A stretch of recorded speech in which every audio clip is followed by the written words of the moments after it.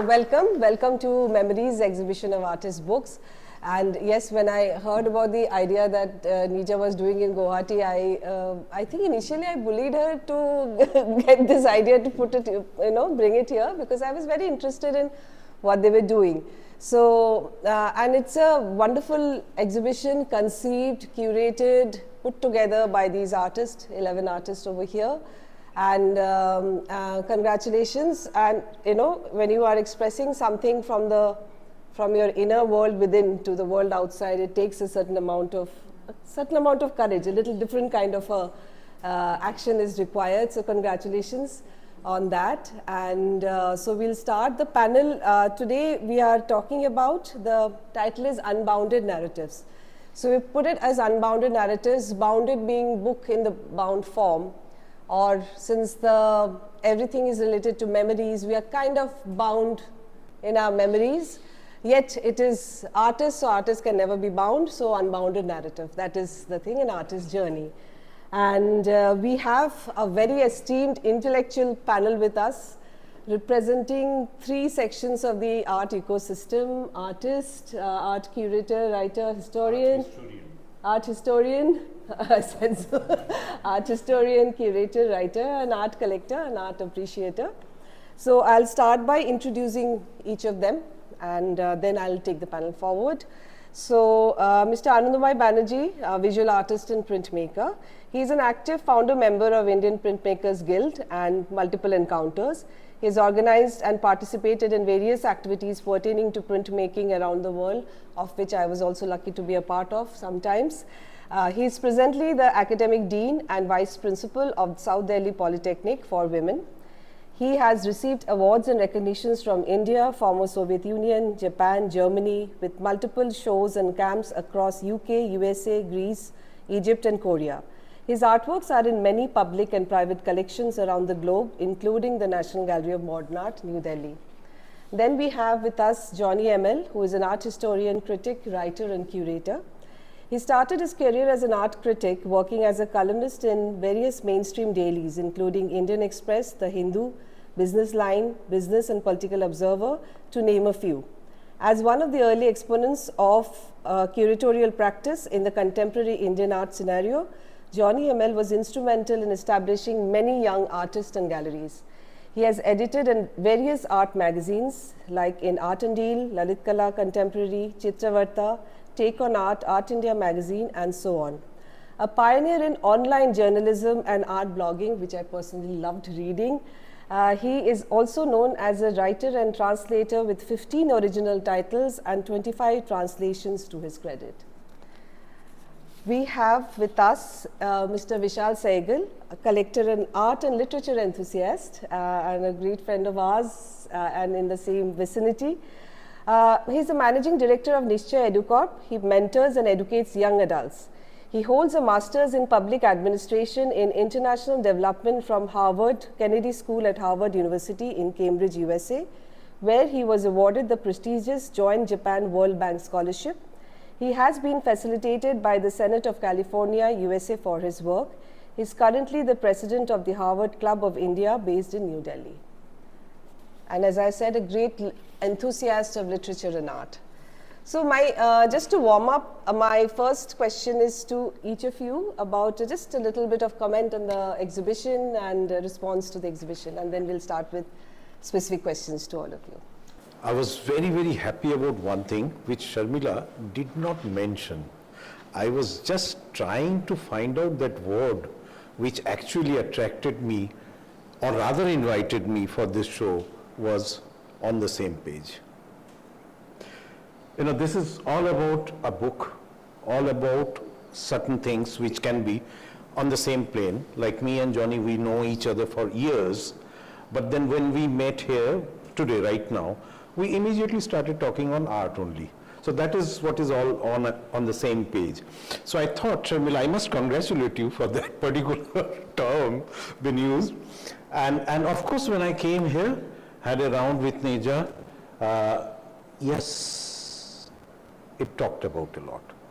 I simply said to Lubna, whom I knew for long, and whom we have been actually, Hindi mein kehte na tang karna, and rather bullying her.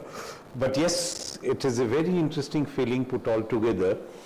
You know, walls are there, but then you see like this, you hold like this, you sit and see. All these stances, all these things have been really something more to add than just like this. That is what attracted, not attraction, that is what actually called me again on the same page. Thank you. Thank you, Lubna. Yes. Thank you, Sharmila. Thank you, all the artists. Thank you. Johny, something? Oh, yeah. First of all, thank you, Lubna, Neerja, and Sharmila, for inviting me to talk a few things about this show.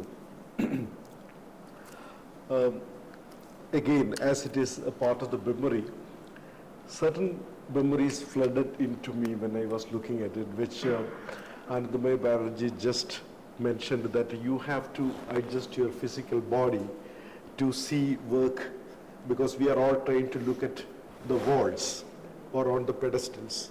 That is the kind of conservative, systemic sort of viewing art. And here you have to adjust your physical body, bend, sit, get up, walk forward, backward, so many things. So I remembered one of the shows that I curated long back, maybe in 2009, which was called A4 Arple. When Sharmila was mentioning the A4 size paper, A4 Arple was Arple. A4 basically we say apple. That is what the general thing. So I made a definite mistake. Instead of Arple, I said Arple, A-R-P-L-E. So this was using A4 size papers. Artists were supposed to use the A4 size and its replications, multiplications. So it could be big works, but the proportion remains to be A4.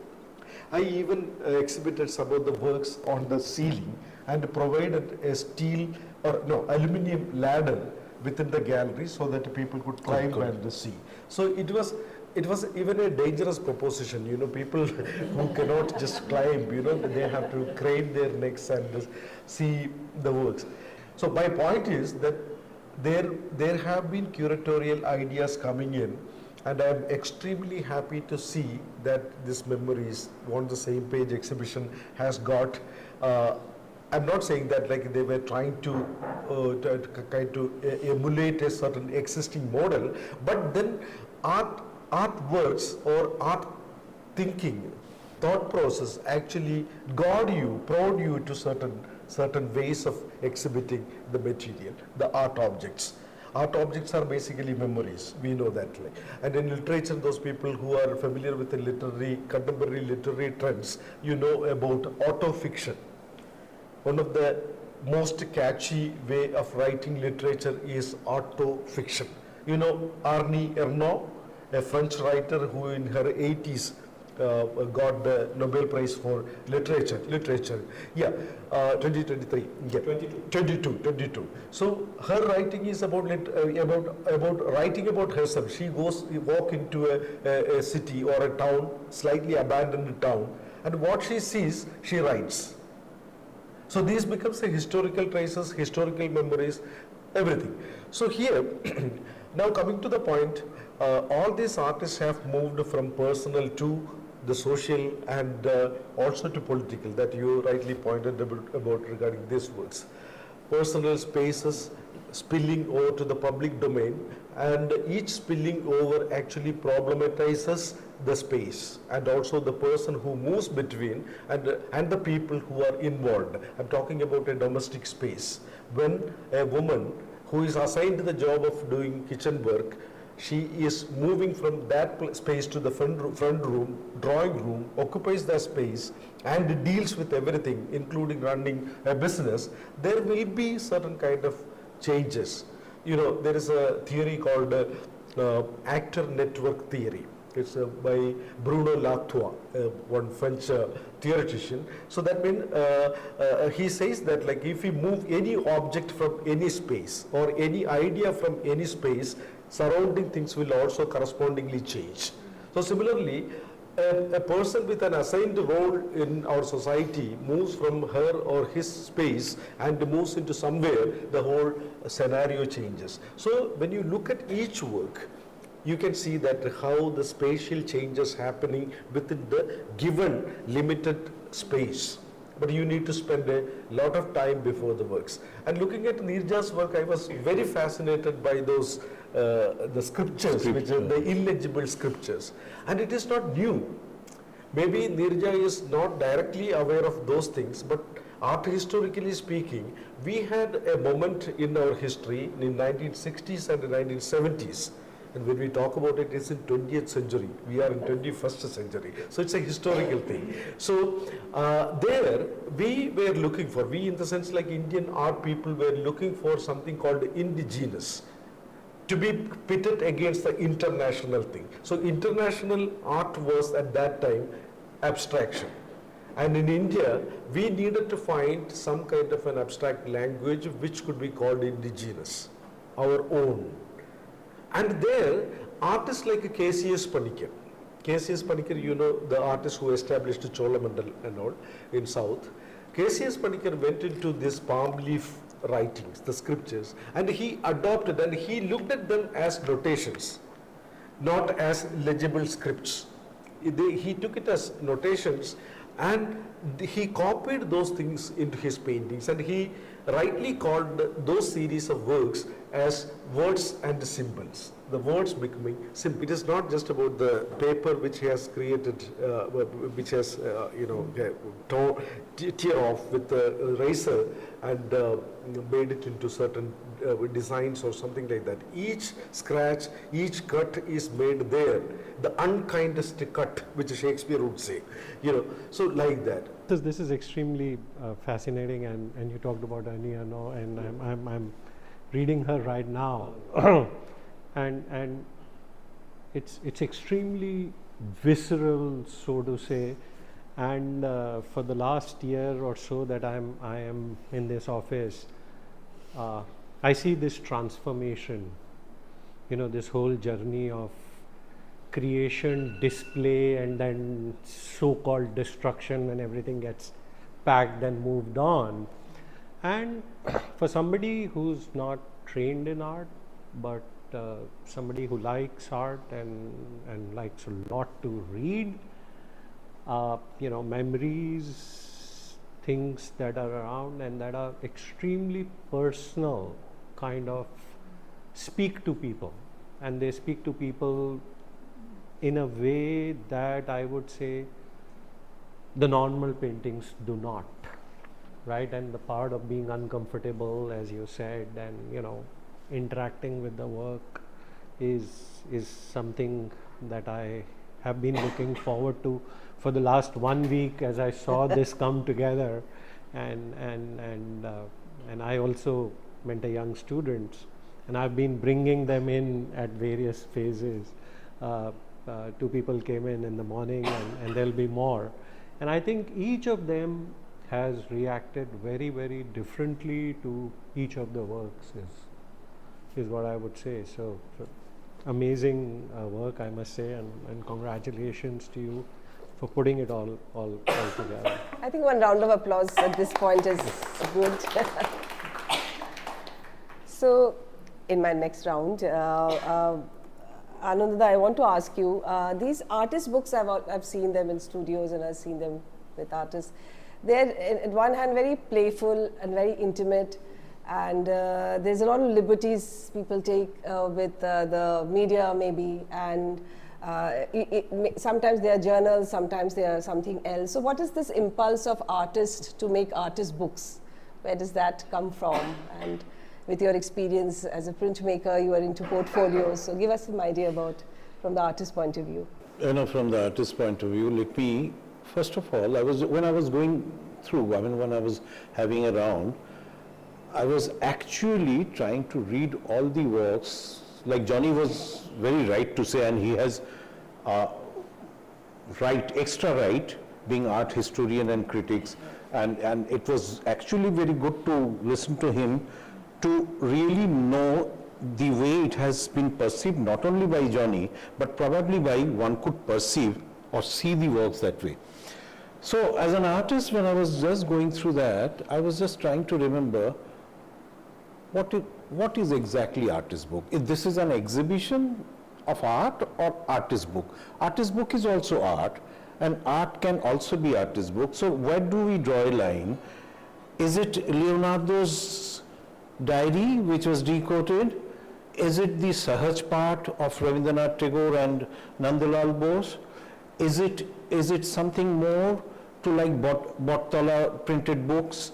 Is it, and where do we really try to see, as she asked me, and then probably our own constitution, which is handwritten and designed by, added design by Nandalal Bose again. Or at the same time, there was one exhibition which me and one of my friends, Shukla Sawant, I always remember, visited, most probably in Harrods of Whitechapel in London. That was very different. Sketchbooks by the prisoners of Osage camp. Like Neerja is going to be executed tomorrow morning.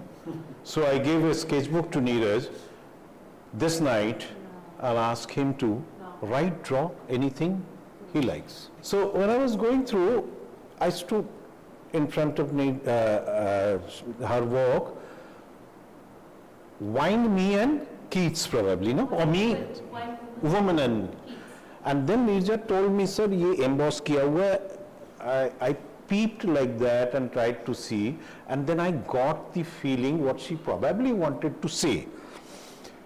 Then I went back to that exhibition of the Osage camp prisoners, and then I tried to remember. So what could be artist book to me finally?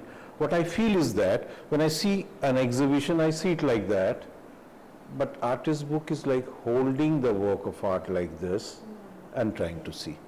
So when I hold the work like this and try to see, the work is more personal, the work is more inviting, and the work is actually a very good journey which can actually be perceived, not only perceived, the way it is perceived can be transmitted to other, also probably in the same manner than a large painting when you see.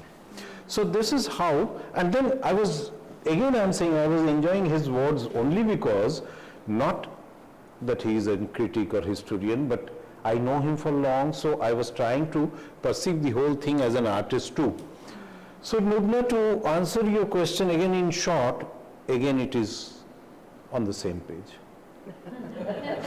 The words, the letters, the forms, the colors, the textures, the elements, the principles, the practices, the reactions, the repercussions, probably all things can be on the same page when I think of an artist.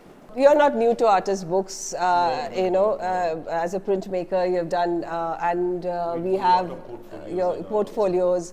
And I wanted to ask you this, two questions rolled into one, that printmaking that you've done and portfolios you've done and artist collective, group of artists putting up shows.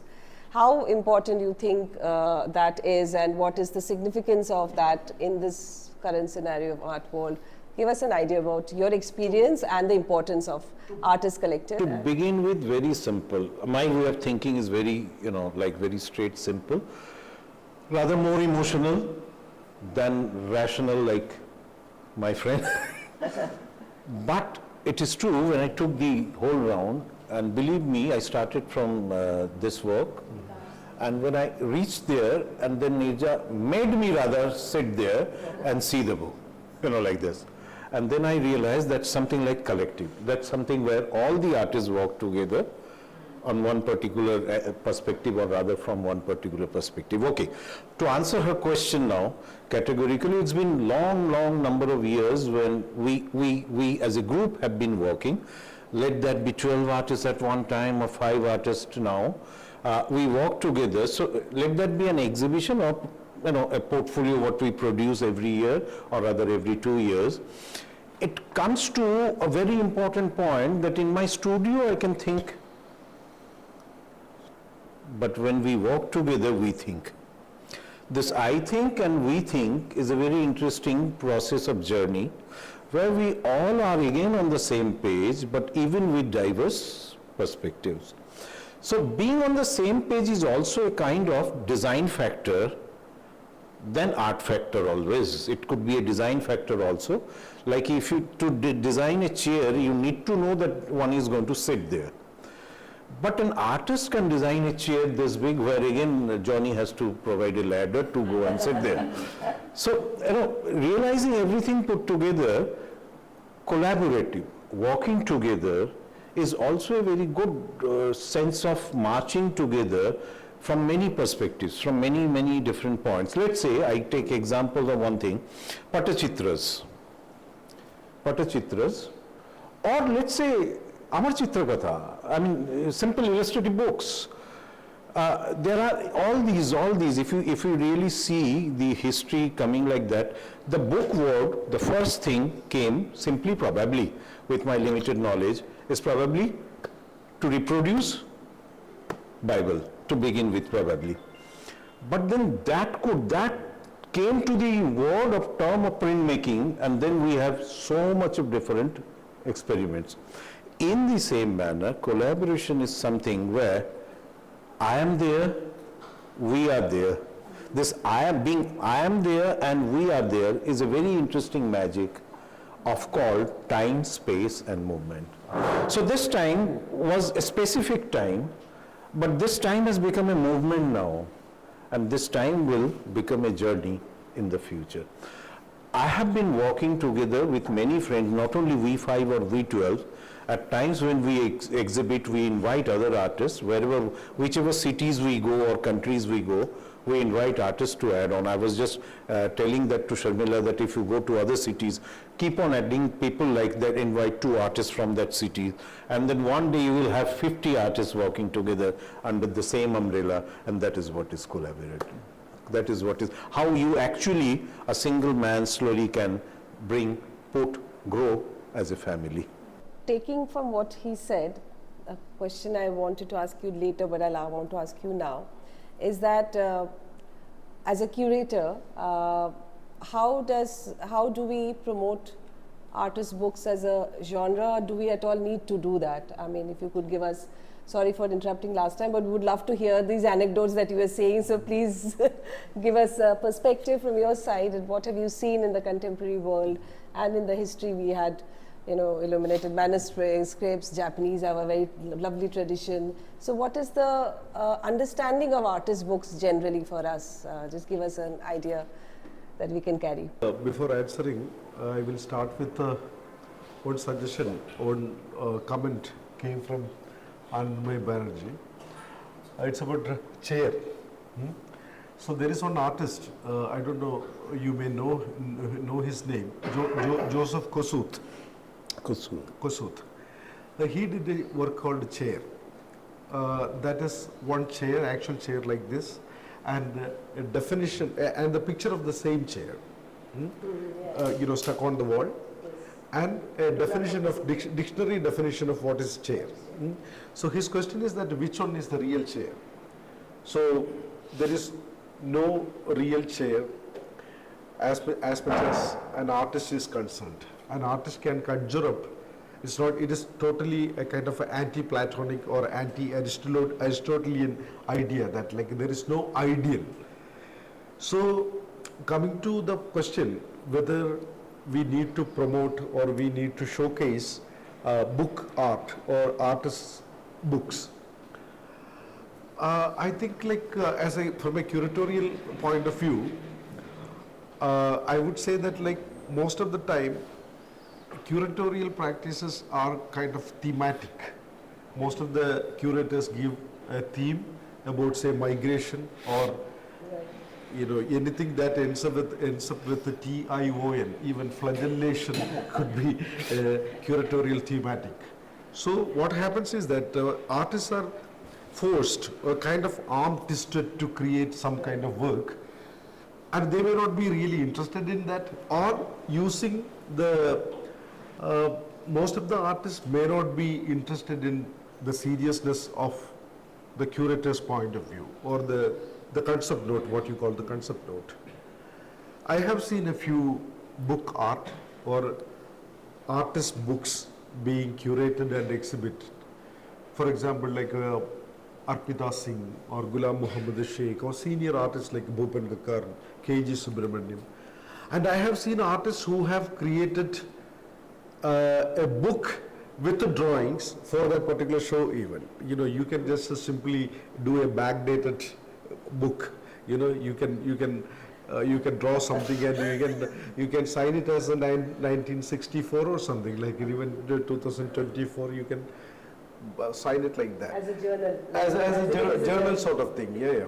So as far as I am concerned as a curator, like there is no compulsion by the curator, neither by the curator nor by the artist to have something book art, because if you look at the history, you can just go to simple googling, you will get the history of book art and things like that. But where you can find out that this trend has never caught up. In conceptual practices, there are book art, book-based art. If you may be knowing Rax Media Group. So they show on thumb impression of a Bengali laborer who had been taken to some plantation elsewhere by the colonialists, and there are a whole lot of writing. You may think at some point that you may think that like you could have gone to a library and read about it, read the history of that indentured laborer, rather than looking at this thumb impression. But thumb impression and the textual material, the text material coming together makes a lot of sense in the given context.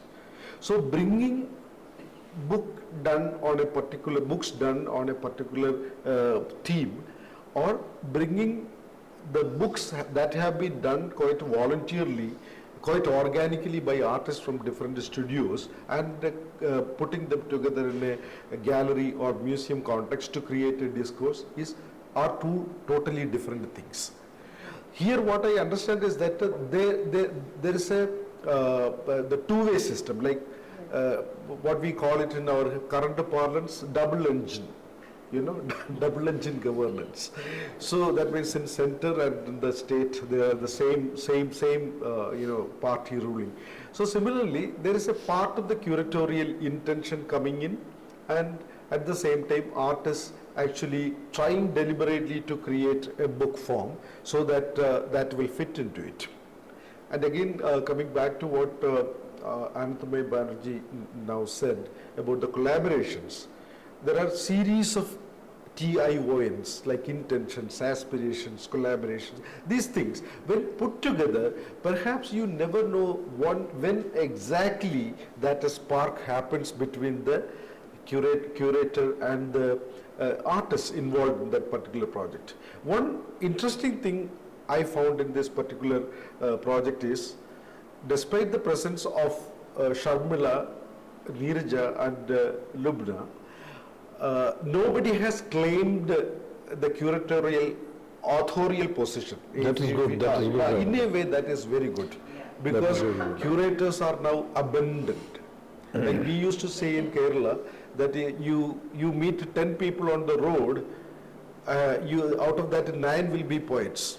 Suppose if you give a short story collection written by him, nobody is buying, so you have 10 in your pocket, you give to one, the Neerja will return her collection of poems to me. This is a barter system. Everybody is a writer, everybody is a published writer. So similarly, in the current scenario, we have curators, curatorial consultants, and I think like people like this stigma on the word curator, the kind of dirt that has come on the word curator, so they have become curatorial consultants, doing the same thing, the sabji bechne ka, it's the same thing, like you buy it from Modern Bazaar or Bibino or from the local tailor, the same thing. It is more of exhibitor than curator. Yeah. So it's here together the artists and the organizers, perhaps they exchange their roles in such a way that it became a symphony. They have contributed their ideas and the works of art. Then one important thing about any kind of art object, when a curator or an exhibitor, here 3 of you or 4 of you, whatever, any number of you, actually put together, the space controls a lot. The availability of space. Had it been in the gallery where I am, it would have been totally different. So the space actually plays a very huge role, very huge role. This space may not look this impressive provided these were oil on canvas or acrylic on canvas, you know. So the kind of brittleness of the works, the dreams, the stuff that we are made of like that, this is a kind of dream kind of things that have come together in a space. So curatorially they look really good. I think in a sense curators need not push for it, but if there are artists who are really doing it, they can come together and you know, you don't really need a curator's signature for making such kind of it is shows. true. It's a Yeah. collective. Yeah. Curators should also be just part of the whole project, then really only designing the project from one perspective. Yeah. That is the thing. Yeah. That could be one In thing. this kind of scenario, of course, because it's so Because you know, when you introduce the project, I think like quite subconsciously said that like all the 11 people have put together, curated. You used the word curator. they only curate. You know, so Curated by the artist. that I found it is in this context it is very important that the curatorial. I mean, actually in the curatorial discourse, as you know, that there is a word called there is a technical category called self-curation, like a self-censorship. Now, when you do a nude, you know where to add the fig leaf. You know, to save yourself from few further humiliations. So anyway, so self-curating is a part actually already in the curatorial discourse. So bringing 11 artists or 10 artists and they are curating not each other but as a whole. That's an important thing. Decision that you have. Instead of putting X or Y as a curator. So, but Johny, also I often see that particularly when you see a solo show or retrospective, nowadays a lot of artists put down their art journals, and that is one genre of art that is going. So in your definition, book art, artist book, what is, according to you, what is it? How would you define it? Yeah, I have seen artists, two kinds of artists. Some artists who are like very compulsive sketches. They keep drawing, they everything, they want to make trace of what they are doing. Right. They leave a lot of traces in terms of journals, diaries, sketchbooks.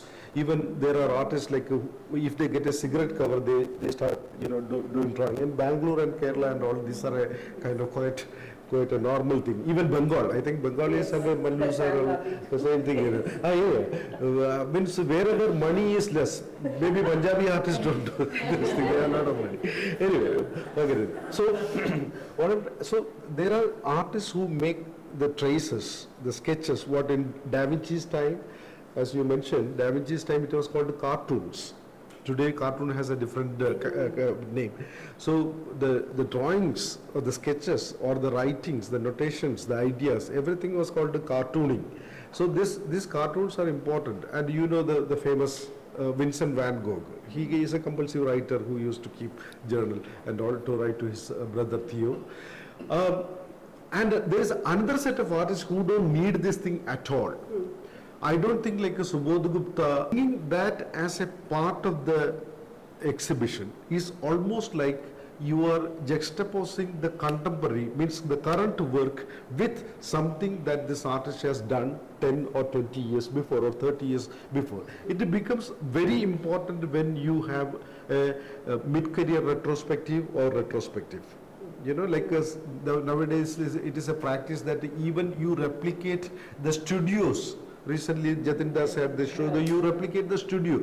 That also becomes a part of the authentication process, which indirectly involves the future market. Right. Because you need some kind of a provenance when you don't have any. When you don't have? Any. Suppose there are artists like you who don't sell anything at all during their lifetime. Vasudev Gaithonde. Gaithonde was a poor man. Today I was looking at a video that in MoMA, Museum of Modern Art in the US, they are actually very eloquently talking about the colors and the depth, and after my lunch break I come every day for 5 minutes. I need my deep sense of isolation and things like that in front of this work. This is a kind of coming from the tip of the tongue, nothing from inside. So people live and die. Artists live and die, leaving a lot of stuff in the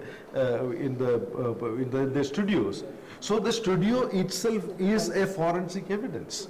Each work of art is a forensic evidence. Recently, I mean, if I am not boring you, I will tell you one incident. Recently, I curated a show of the Indian masters and Assamese masters. There itself we have the Assami artists. Means Indian artists. Who are these Indian artists? Because Assam is a part of, but because of lack of a nomenclature, because we lack one particular word to include them, to become inclusive about, because Assami masters who were contemporaries to Rasa, Susa, Hussain, Gaitonde, Bakre, Gade, Ara, Kishan Khanna, Jatin Das. These people have lived and died, and I visited around 10 studios of these dead artists, where studio means their homes, their apartments, and their children. Now they are middle class people, children, they have kept one room for their father's memory. Not because they love their father's works a lot, but because they don't want to burn them. Just they don't want to burn them. Not because they love it a lot. There is nobody to take care of it. But why there is nobody to take care of it? Because it doesn't have any commercial value. There is no monetary value. If you can make it, you can monetize it, then suddenly you need traces. Who have all collected these artists? Nobody has collected. Then the provenance is the studio, their journal, their notebooks. And I'm sure that most of the notebooks have a lot of tears, lot of sweats, lot of blood, lot of, the struggle and the intention to commit suicide. Most of the people save themselves by writing, not by painting or drawing something. So I think it is very pertinent to have such kind of traces be brought back to the studio, to the galleries, but not as a convention. Like you remember that black box convention? Suppose you are a painter. I am talking about mid 2000s. You are a painter. You do very good painting, but you lack confidence. Why? Because your friend is a bad painter, but he is considered to be a good artist. Why? Because he does video art. When you enter, there is a black box. So if there is a black box, it's a contemporary art. If there is good painting, yeah, he is a conventional artist, done to death artist, like this. So what I'm trying to say is that it's not just a convention that when you exhibit, you need to have the diaries and the journals in the gallery. But if you really feel that such kind of a genre is needed, it need to be supported. And then book art as book art, a genre in itself.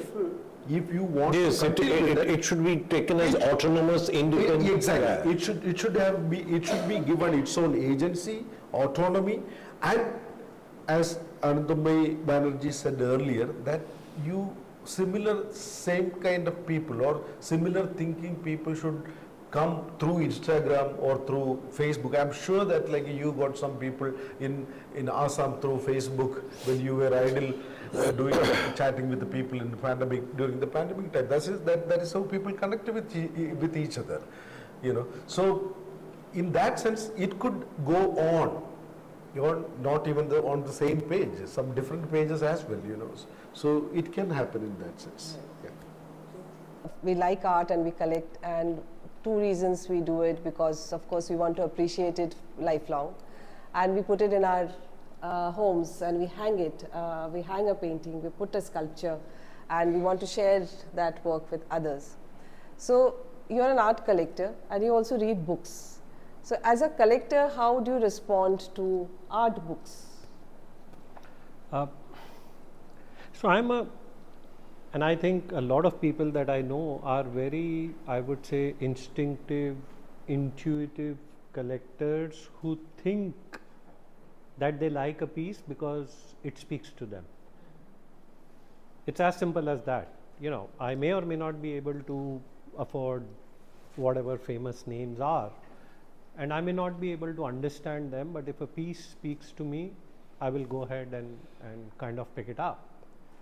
Okay, and as a lover of books, and I have a huge collection of books, I read a lot of books, this is something that speaks to me, right? And in certain senses, as you said, sir, you know, you can hold it in your hand. It starts intimacy to it. then, yeah, the intimacy kind of comes up. And, you know, as you said about the more modern black box artist. So I don't think I have ever read a full book on Kindle, because the smell of that new book is important to me, right? And similarly, the personality, the multiple things, the way this has been created is kind of more intimate. It speaks to me, and possibly I'll end up picking something up. Okay, but there is another aspect to it, and part of that aspect is, unfortunately, we live in apartments. So do I have that huge space on the wall, you know, like your work about your grandmom? You know, can I really then display it and continuously interact Enjoy with it. that work and enjoy it is something that is also important to me. So those two considerations will kind of balance out at all points. But I think as somebody who's kind of self-taught, haven't read a lot of literature, but visited museums in multiple countries and done a course in art appreciation, it's important that the work speaks to you. me. Okay, and sometimes the work that speaks to me, unfortunately, does not speak to others in the family. Right? That always happens. Does not speak to my friends. And then now I am very, you know, I'm in a dilemma. Do I put in that money to get a work, and sometime I will only buy it because it speaks to me and not to others. Yes. Right? And then I To tell express people, your individuality. Exactly, We do that. exactly. Yeah. And that then becomes an important part in certain senses of what I want to promote. No, I believe that if I like a particular kind of work and I can showcase it by buying, there will be more people who will do it. Right? And is it incentivizing by a simple single purchase? I am not sure, but I think also the artists in that sense feel more confident that the work that they have created is speaking to somebody else also. And I think when we started, you pointed out, you know, when I speak to students, and I have a lot of art and design students, and they are very afraid or casual about their portfolios, right? And you know this better than I do. Part of the reason is that they are not that brave, because they are showing what they think, they feel, their emotions to others, and in certain senses they are not ready for the feedback. They will start kind of hiding it, or you know, not taking care of it as something that they would. And those are places that I personally feel that we as collectors, or we as people who should promote art, need to give the artist that confidence. And that's the bigger process, I would say. And this is one of the reasons that this has been, at least for me personally, for the last 2 or 3 days, an amazing, you know,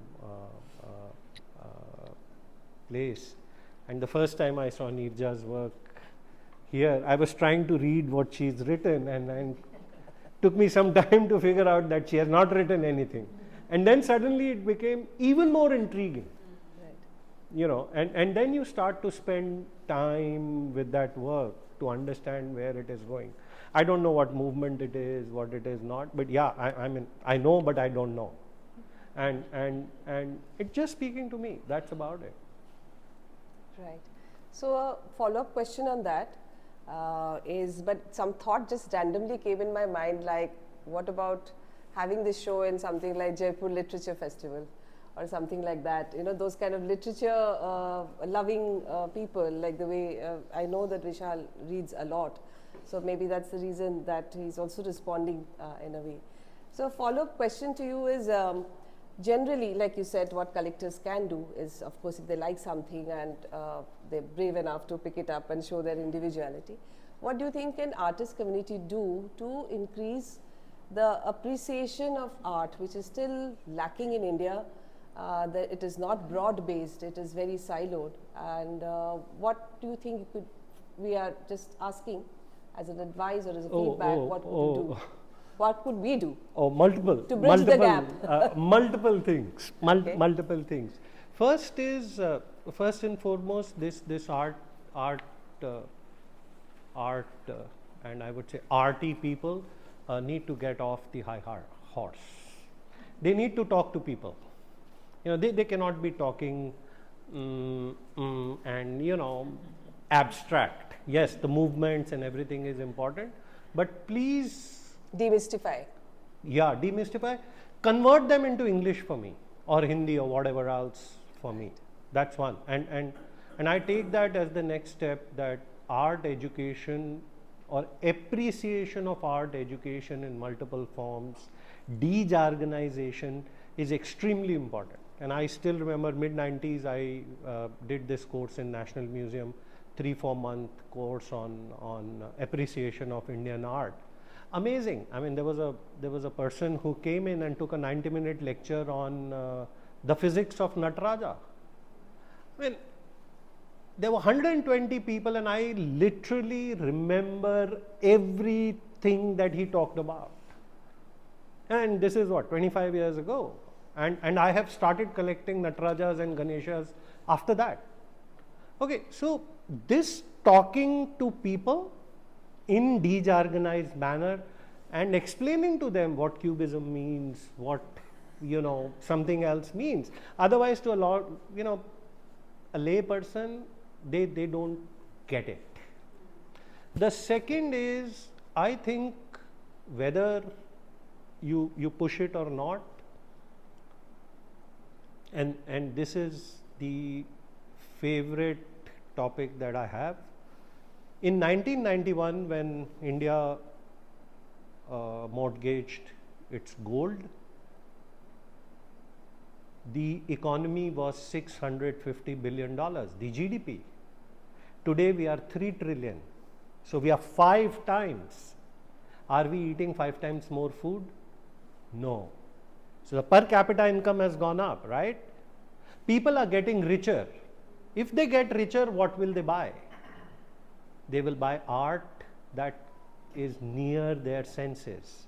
If you as artists don't demystify that art and make it to their tastes, they will start buying iPhones.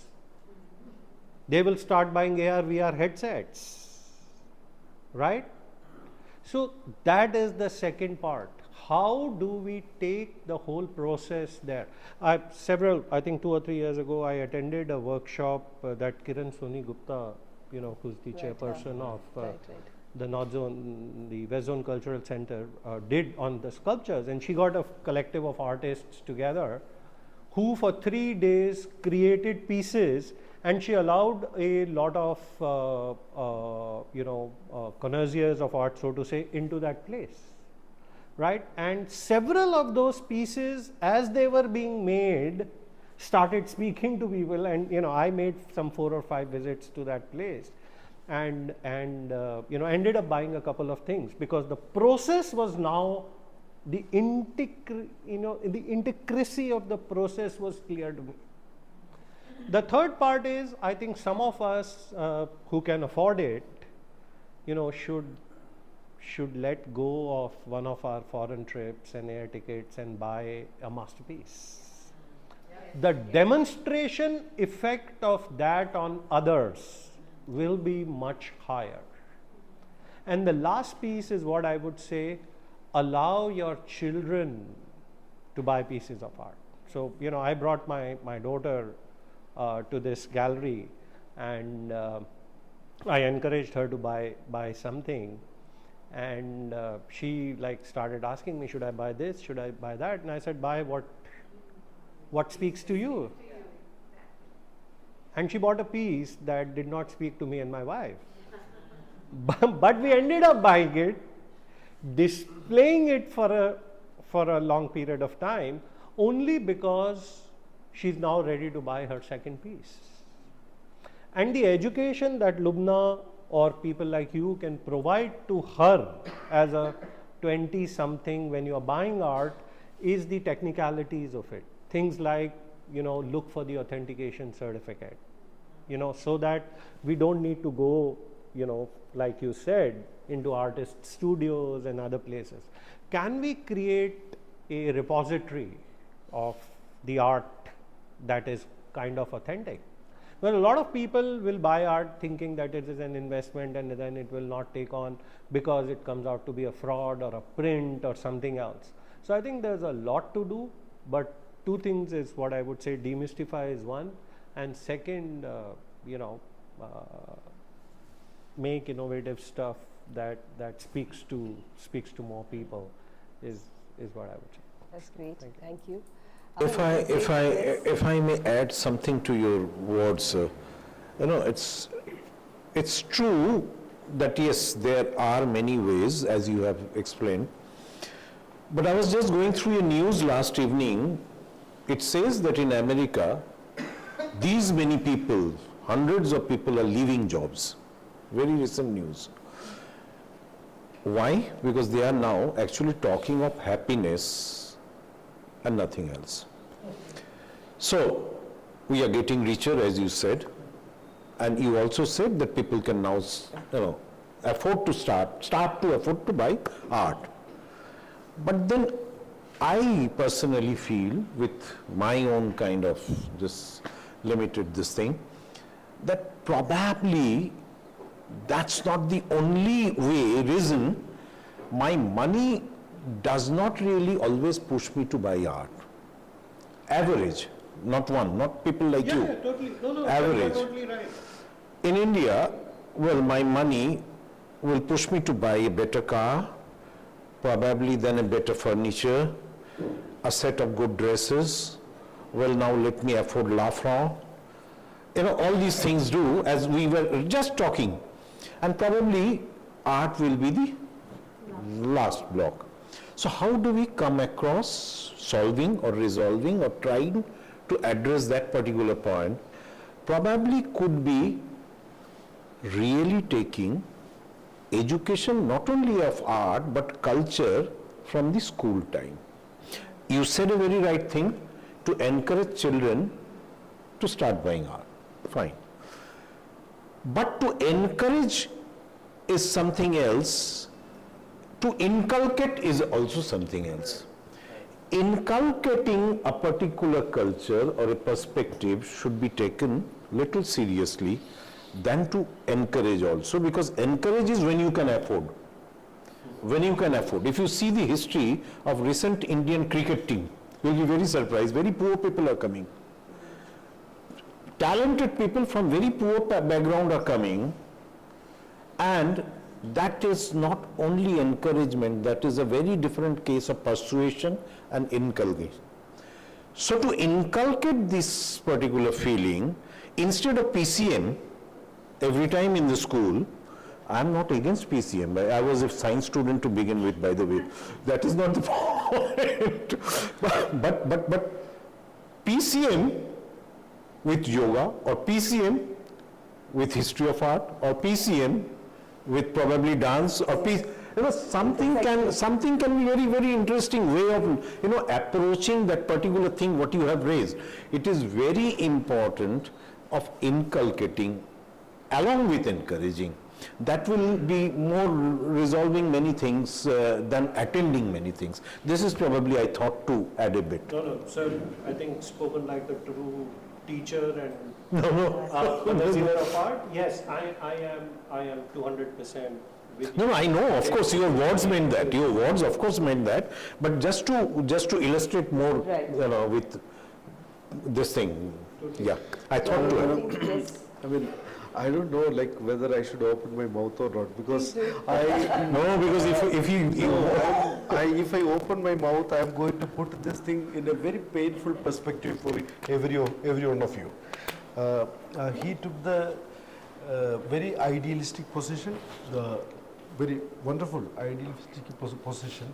It's in the ideal position any collector could take. The keyword that you repeatedly used was or is demystification. See, demystification is one thing that actually the cream of the art scene or the market, which is not like a commodity market, which is not like buying Lay's chips from the or noodles from the market or from the racks of the supermarket. These are the premium objects.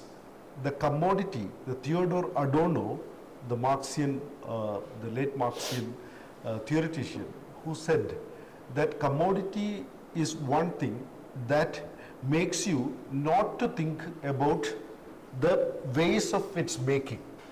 That means like when you are buying shirt, you don't think about the labor which has gone behind it, like the Bangladeshi laborers or the Filipino laborers in the sweatshops in the third world countries. Whereas a work of art, an art object, anything, master's work or contemporary art, that is the first thing that you ask is about the author. Who is the artist? So the commodity factor is reversed. It is not a commodity.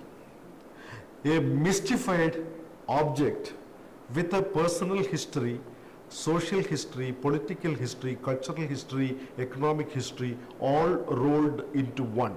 That is a work of art, which is beyond a commodity. A work of art which doesn't have a determined authorship will not sustain in the market. And to sustain in the market, you need to weave a set of legacies, stories, folklores around it, so that even Hussein walking without shoes is a folklore. He must have done it for some time. Krishna or Kokoshka or M.F. Hussein holding a long brush in feminist views, a long phallic object in his hands, is again a myth making. So demystification, I am sure that sir has talked not about this way of demystification, but he has talked I think he has mentioned the jargon, the jargon, the academic jargon. The academic jargon also become pertinent in the discourse of contemporary art or any kind of art, because the commodity or the beyond commodity or the trans commodity, the transcendent commodity of a work of art could be limited to a set of people who can claim the authorship, ownership and the cultural legacy of a particular country. If everybody is having an M.F. Hussain or everybody is having a Picasso on their walls, will never be considered as a great Picasso. That is why we say print. Why a printmaker is considered, I'm not talking about you or any artist of your ilk, a printmaker is not one notch below the painter. Reason is that his print or her print is bought by somebody else, another 7 people. So is a sculpture. especially the bronze sculptures, many people, but still the authorship remains. So demystification is a problematic term here. I'm not questioning you, but I'm just extending this thing. Then another thing, very cynically speaking, it is like a work of art is like a coffin. Coffin, you know, the burial casket. Coffin. The person who makes it doesn't use it for the time being, right? The person who buys it also, he doesn't have any use of it because he's taking it for somebody. And the end user, the person who really uses, doesn't know why he is using it, because he is not there. So it is the problem of our market. You see, one more thing, people buy great work of art. Sir said that it should speak to him, to his daughter, and many egalitarian buyers like that. Yes, definitely it does speak to people like that. But you know, if it is like that, should there be an art vault? Art vault, where the high-end people, the hugely rich people, supremely rich people could buy huge works of art and having no space on the walls. Or if they don't want to buy, instead of that they will place a Louis Vuitton or something there. They don't want a work of art which is sweat and blood involved in there. That could be kept in a vault as if like it's a wine to be matured when the right time comes. When the auction results come, they can get it into the secondary market.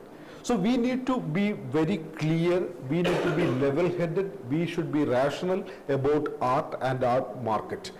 There are two different kinds of buyers, collectors, art collectors, egalitarian collectors like Sir or Tatas, Birlas, and those people who have collected for the sheer enjoyment of it.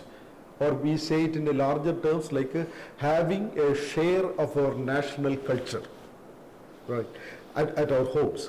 So those people, except for those people, there is another set of people who buy not for a keepsake, but to mature, like fixed deposit or buying shares. Instead of buying a bond, which is just a document, here you buy an object. That is the only difference. And you know, I think Lubna knows it very well as being a gallerist and has worked in the market. In the beginning of 2000s or late 90s,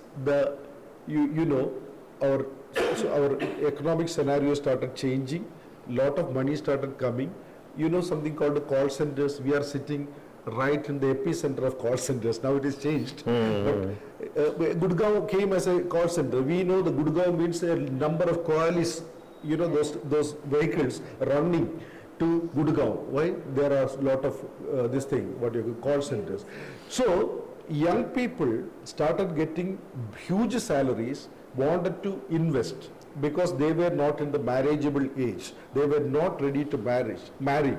They were happy with the Lay's chips and the Coca-Colas.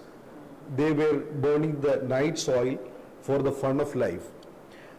That time, galleries literally told them that invest your extra disposable income into paperwork, not on canvas, and sell this paperwork, and there was a buyback policy.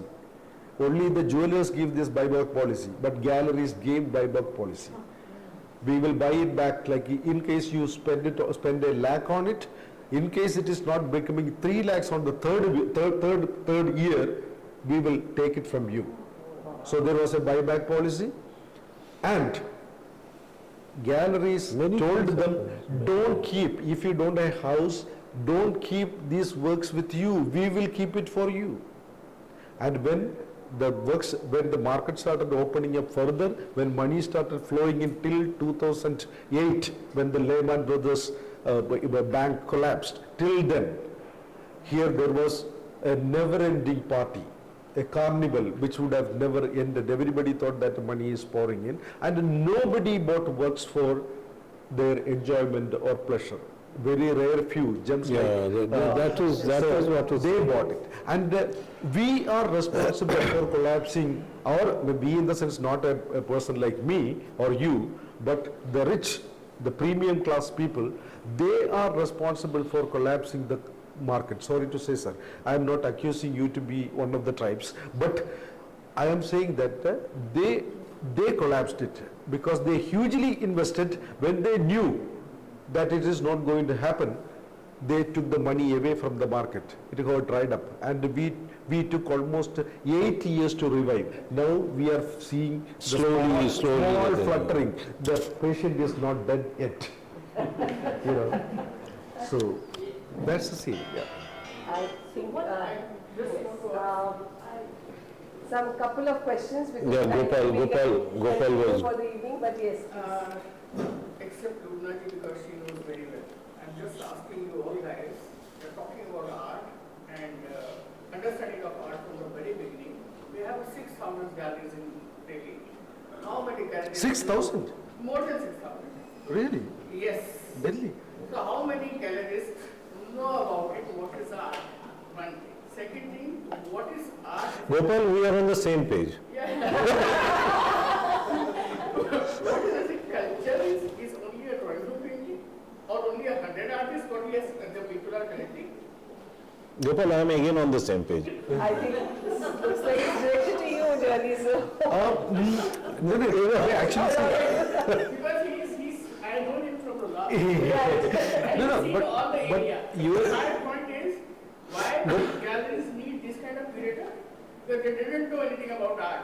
You see, Gopalji, actually, I think like your questions actually answered. Yeah, he also knows. He also knows. He is a provocator. No, but I will come to the last part where you talked about the curators. You know, like this is my personal experience as well. Like when galleries started feeling that the curators do the same things as they could. For example, identifying the artists, providing them tickets to come, stay in the hotel, and you know, organizing the show, a party, buying and selling, these parts. And what curators are doing? Curators are not doing much. Curators are only doing a theme or a concept note, getting the artists, working with them for maybe for 5-6 months together, and then putting up the show. Asking for the good friends. Yeah, maybe. I mean, in my curatorial experience, I have never asked for frames because frame, you know, in the sense, you know, what I'm saying is that the frames are the last thing comes to a good curator's mind. If the work is lacking something, he will look for the good frame, you know. So what I'm saying is that the curator, the galleries started feeling. Because see, from Lubna's biodata, I could gather that she has gone into certain kind of, you know, Process and education. She is educated in that. Yeah. Many people, because that, I am not being sexist here, husbands were lacking, were good, big business people. And wives have, you know, like comfort. This is the best job. Like it's quite Victorian, you know, home science like that. So they could do it. They were not actually aware of the intricate parts of or intricate aspects of curatorial practice. But when they realized that this is simple thing, I mean, the curators are responsible for their own downfall because they thought that, madam, मैं 4-5 आर्टिस्टों को arrange कर दूंगा, कुछ buyers को भी मेरे पास है, उसको लेके आऊंगा, आप वो जो लैम्प अरेंज करना, थोड़ा कॉफी, चाय, samosa, maximum will do. So this curators killed themselves. And anybody started, people started showing their, this thing, literally not showing their visiting cards into your mouth, into your face with a curator. So when everybody became a curator, they actually literally, galleries decided that we can also do, provided we get the people studying in JNU or Jamia or Ambedkar University, good in English, good in articulation, good in theories, they come as internal curators, in-house curators. They never used to come outside. The galleries became curators themselves. And when they need to show huge shows, which has good returns, they will invite people like the well-known names. That is the thing. So I think like we created our own, we dug our own. Yeah, in a way, I'll Gopal, I'll pick up the last one. Last part I'm asking.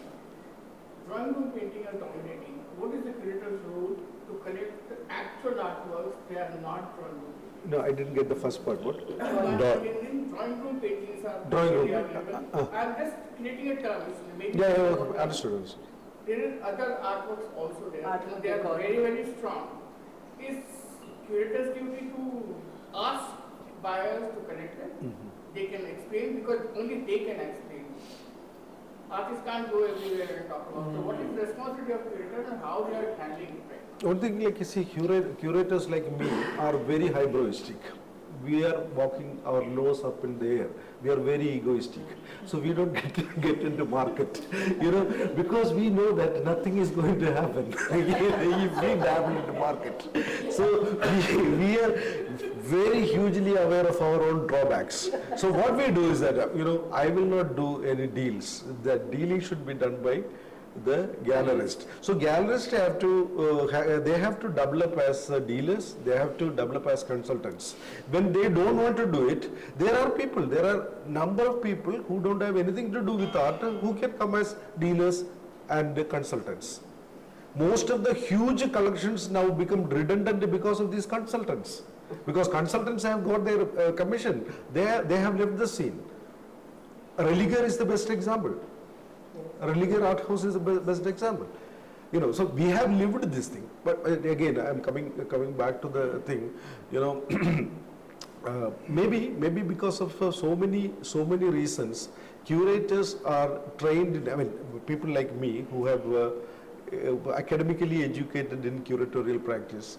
What happens with us is that money is the last part of the curatorial practice, because curator, the word curator comes from the museum practice, which comes from, the curating means curing things, curing something from its ailment.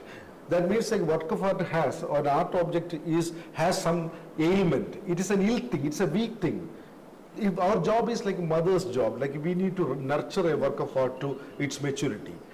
So we don't sell our kids, right? If I take a Sharmila's work, my job is to present it in such a way that people, if sitting in Kerala today listening to me, they should feel like coming and seeing that work in Reach to person. the work. So that kind of thing. I mean, through the social media, I really do it. So curator. Suppose if I go to an artist studio and ask, what is the square feet, price of your work? The moment I ask that question, I cease to be a curator. Many curators don't know this fact. Unfortunately, because of that, we are not pushy in that way.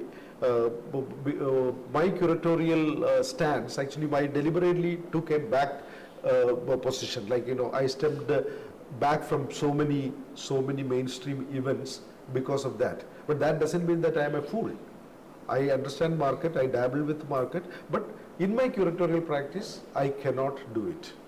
So thank you so much, all of you. This was very invigorating, and another day maybe we can do a adda on this, informal adda for hours together.